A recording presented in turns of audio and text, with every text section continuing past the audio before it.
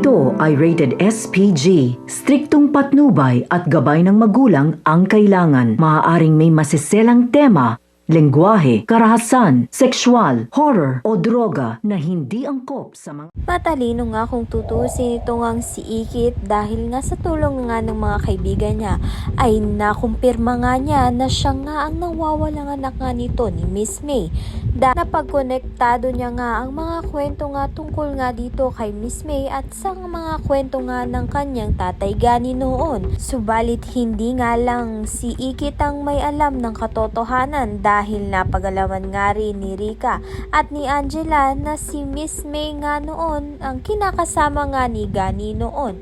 Kaya naman nga alam na nga rin ni Rika na si Ikit nga ang nawawalang anak nga nito ni Mayumi at panigurado nga na may masamang balak na naman nga itong si Rika at si Angela dahil hindi nga nila matanggap ang katotohanan na ito ngang si Ikit ay magiging marangya na nga ang buhay dahil nga si Mayumi nga ang kanyang tunay na ina at tsak na babawi nga itong si Mayumi sa kanyang anak na si Ikit. Ayan at iba pa ang dapat nating pakaabangan. Maraming salamat sa iyong panonood.